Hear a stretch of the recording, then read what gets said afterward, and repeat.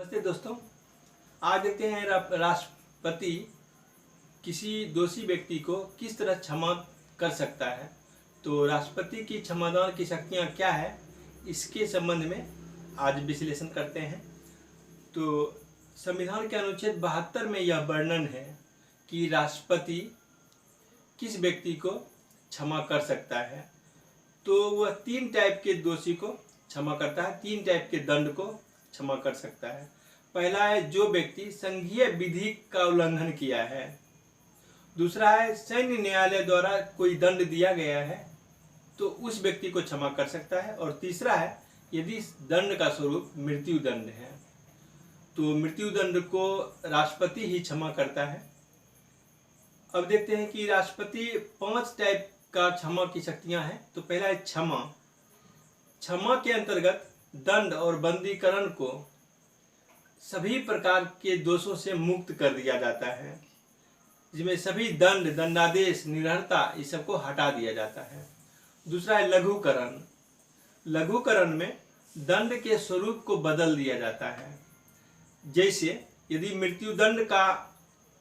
मृत्युदंड दिया गया है किसी व्यक्ति को तो लघुकरण के अंतर्गत उसे कठोर कारावास में बदल सकता है। और यदि कठोर कारावास किसी व्यक्ति को दिया गया है दंड के रूप में तो उसे बदल करके साधारण कारावास कर सकता है। और तीसरा है परिहार।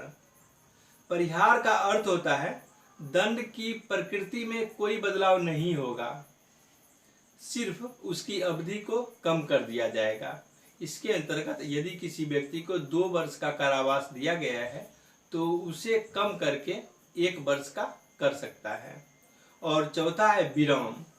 किसी विशेष परिस्थिति को देखते हुए उसको विराम के अंतर्गत उसकी सजा को कम कर दिया जाता है। जैसे विशेष परिस्थिति है शारीरिक अपंगता अथवा कोई महिला है और वह यदि गर्भवती है तो गर्भावस्था की अवधि के कारण उसकी सजा पर विराम लगा सकता है। और जो 5वां है वह है प्रविलंबन। इसका अर्थ होता है विशेषकर मृत्यु दंड पर अस्थायी रोक लगाना।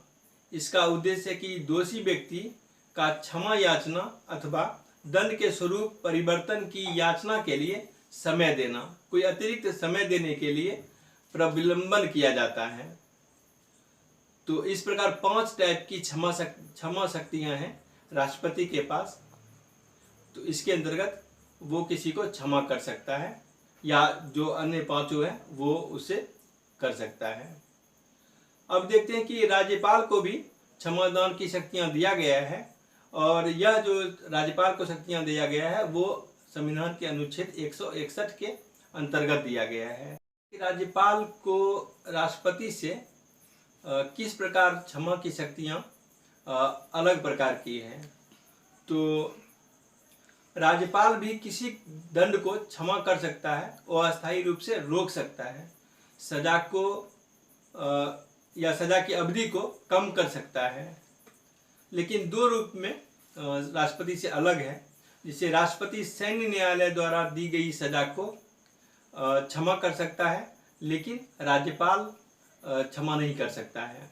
और दूसरा है राष्ट्रपति मृत्युदंड को क्षमा कर सकता है परंतु राज्यपाल को यह शक्ति नहीं है। इसलिए राज्य विधि का जो उल्लंघन करता है और जैसे सुप्रीम कोर्ट किसी को मृत्युदंड की सजा दिया गया है, जैसे अभी निर्भया के दोषियों को दिया गया था या अभी शबनम को दिया गया है और शबनम के कारण अभी चर्चा में है मृत्युदंड की सजा।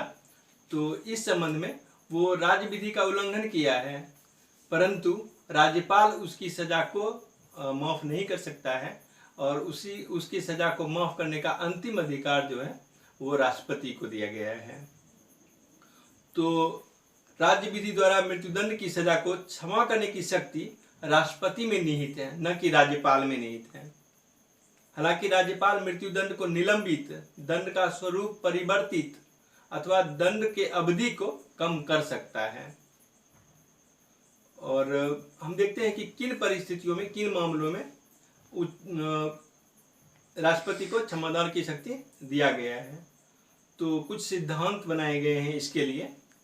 जिसे पहला है कि दया की याचना करने वाले व्यक्ति को राष्ट्रपति से मौखिक सुनवाई का अधिकार नहीं दिया गया है, और राष्ट्रपति साक्ष्य का पुनः अध्ययन कर सकता है और उसका विचार न्यायालय से भिन्न भी हो सकता है।